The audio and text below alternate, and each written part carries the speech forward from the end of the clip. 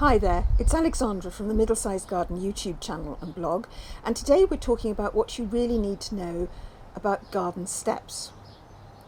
Now, the most important thing you need to know about garden steps is that they are different from steps inside a house.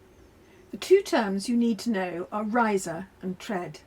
Unsurprisingly, the riser is the vertical bit. It's how high each individual step rises. It's the front face of the step.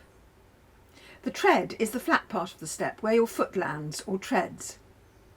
Indoor stairs have a typical riser of 17 to 18 degrees centimetres, with a tread of 22 to 24 centimetres, and they're also required to have handrails, and there's usually a wall to support you.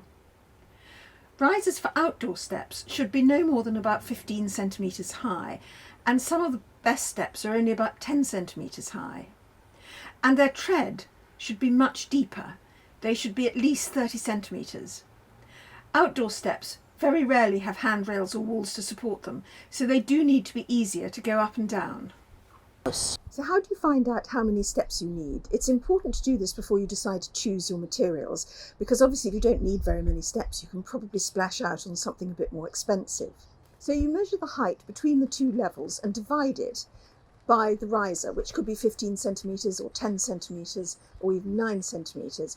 And if it's a slope, so it's difficult to measure the height, pin a piece of string at the top of the slope where you want the steps to end, and then hold the string completely straight until you get to the place where you want the steps to begin. Then measure the distance between the string and the ground, and you'll have the total height.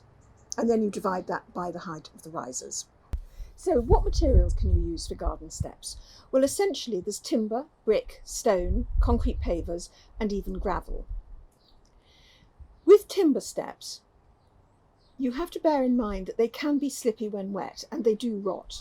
But if you're prepared to carry out the maintenance, they can be a good choice. There are lots of bricks that are actually manufactured for steps. They're hard-wearing and frost-proof. So when choosing bricks, it's worth checking with the manufacturer whether they've actually been manufactured for steps. And consider the architecture of your home when you're choosing brick steps. In the UK, we have yellow bricks and red bricks. So bear that in mind when choosing which brick colour you want for your steps. You may want to contrast with your house, or you may want to link with your house. When it comes to stone, it's very hard-wearing, and you can choose from either finely dressed stone or rough dressed stone. And don't forget that the thickness of the stone may affect the eventual height of your risers. Gravel steps will have to be held in place by stone risers. And gravel can wear away, it can settle, or it can be little bits of gravel can get taken away on people's shoes. So if your levels of gravel on the treads of the step gets lower than the risers, there could be a bit of a trip hazard there. So bear that in mind. Other safety issues with steps in gardens include should you have a handrail, but if you have shallow steps, they often don't need handrails. It's important to remember that a single step can be a trip hazard if people can't see that it's there. So it may be worth using a completely different kind of material so that people can see that the step is indeed there.